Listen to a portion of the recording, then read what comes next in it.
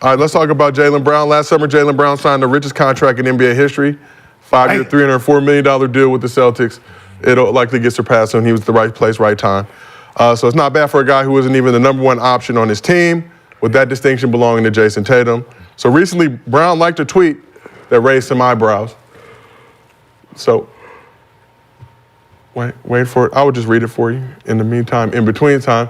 So the tweet said, if Jaylen Brown was the number one on a team, he would average over 30 points per game and be in the MVP conversation. So Jaylen Brown would average 30 points per game and be in the MVP race if he was the number one option on the team. Cap. Facts or cap? Which part of it? Both. It's a two-part. Him averaging 30?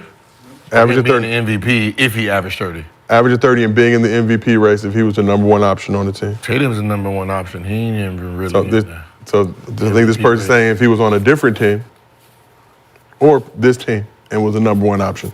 So if he was on this team and Tatum was gone, they wouldn't be in first place.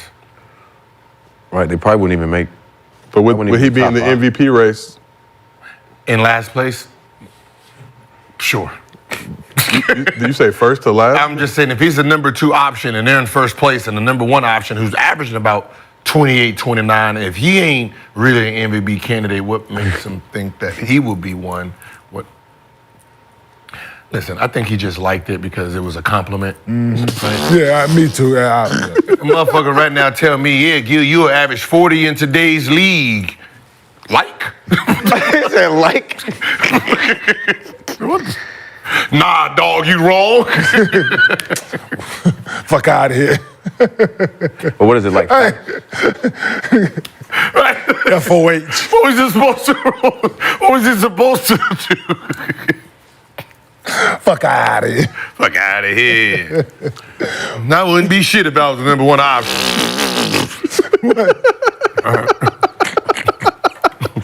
What you trying to say, dog?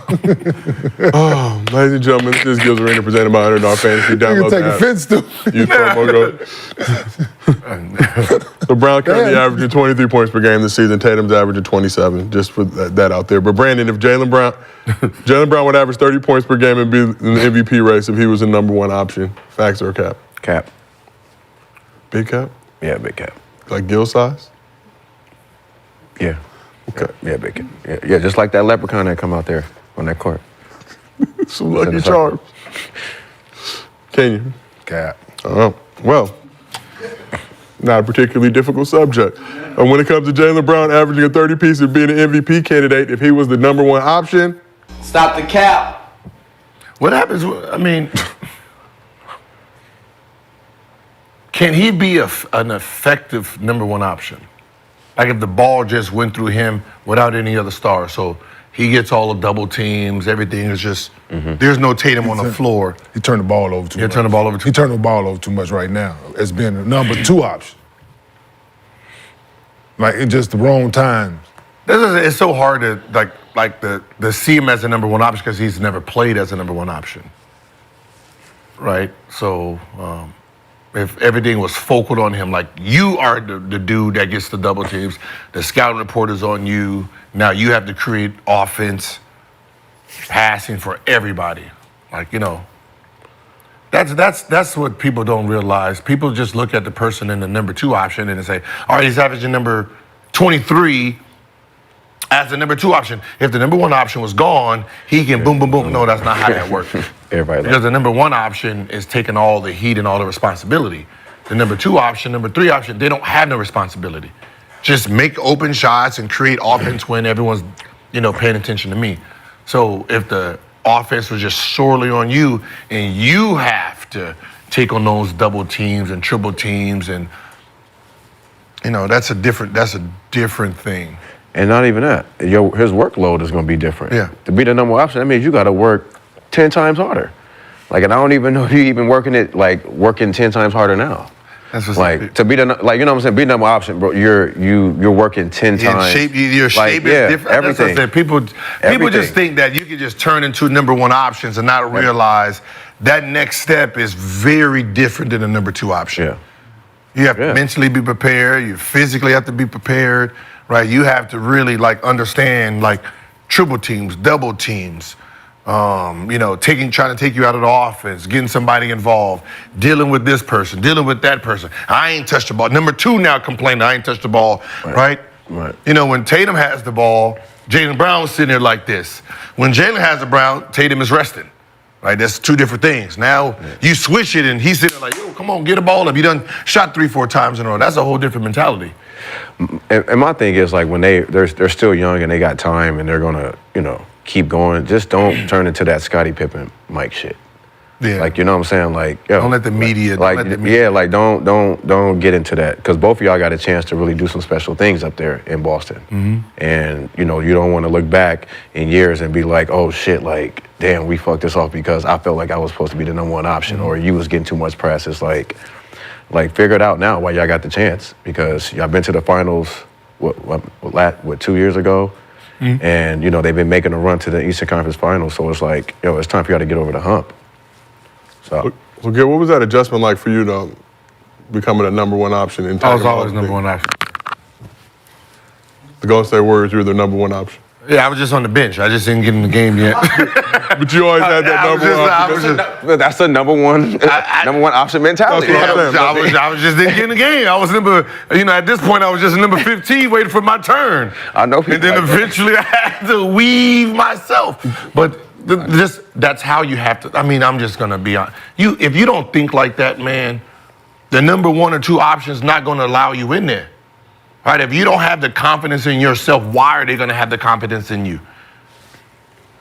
The stars in the NBA is not sitting there talking about, hey man, we believe in you, just keep doing this. If they doing that to you, they really don't fuck with you like that. Right? It's like, yo, come on, man, hey, come on. Get your shit together. Mm-hmm. Right? That's what you want to hear. But get your shit together, man. We ain't got time for this bullshit. Mm-hmm. Right? That means they respect you enough to know that when you fucking up, they're gonna say something to you. So that's just something that's inherent in dudes. Like you always had that going from college. Even college, I know you talk about you were kind of the last dude on the totem pole in terms of recruiting, but came in and said, I'm taking everybody's spot. We had a very spirited discussion in the group chat. Man, confidence is built through work ethic. Right? When you're sitting there working and working and working and working, you're seeing the game change. You're seeing the results, right? You know how much time you put. You can't trick the results. Like you can work out, 1,000 hours a day, you're gonna see results. If you say you worked out 1,000 hours a day and you don't have the results, you're not gonna have the confidence in yourself. But your confidence gives you that mindset. Right, when you look at someone like a Kanye or a Jay-Z or a Chris Brown, those type of guys, they know how much time they spend in the studio. They know what they're doing. So when they speak in certain tones, it's because the work ethic they put in. Right, when you can hear somebody who's second guess, right, clothesline them. And I'm like, all right, what you about to do? Oh, nothing. What was his first thing? Oh, the NBA's soft. Because in his mind, this is probably one of the toughest dudes that the NBA had at the time. So he clotheslined him and he didn't get up.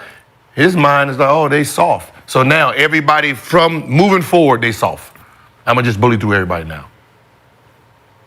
Yeah. So basically you have to have that mentality. And Brandon, what was your mentality like coming in your rookie season playing overseas? You feel like you had that mindset? I had a lot to prove because I didn't play the whole year.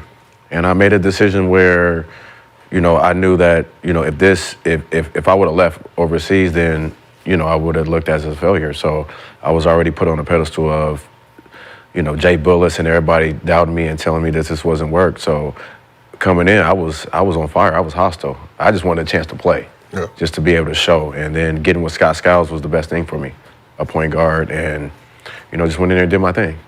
Okay, how about yourself? Mentality, number 1 overall pick. Obviously, a lot of expectation. But did you come in like, I'm the guy? Yeah, just going to hoop, man. Like, ain't no pressure. When like Gil said, man, like, when you know the work that you didn't, excuse me, when you know the work that you didn't put in, everything else is easy. Like, you going out there, bitch, daily, working your ass off, busting your ass, and to exhaustion. Mm-hmm. Like if you ain't damn near making yourself throw up and shit and work out, like you ain't like you ain't working, man. Like, so if you ain't did that and know what it is to be counted on in that regard, Yeah, because that's what it is, man. Just being able to be counted on in certain situations and showing up and doing your job, man. So, yeah, no, if you put the time in, man, like I said, the results come. Is that something you always had in you? You feel even as growing up? No, I developed it, man, when I got to college. I didn't have the skill trainers and none of that shit. I just went out and hoop. Then when I got to college, I developed that and knowing what it was to work.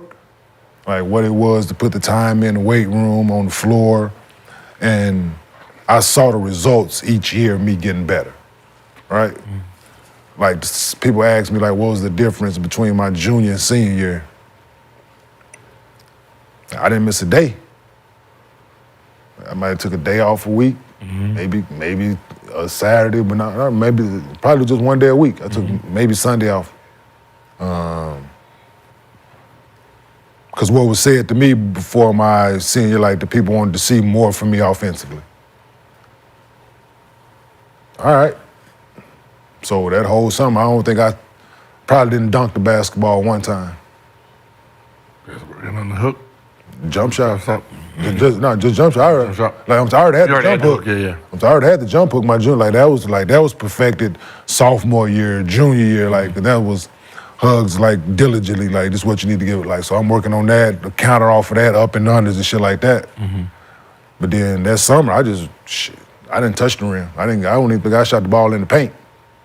It was all elbow to elbows and threes and turnaround jumpers. That's face up, glad. That's all I did, day in, day out. So by the time my rookie year came around, I had the confidence that I could play with anybody.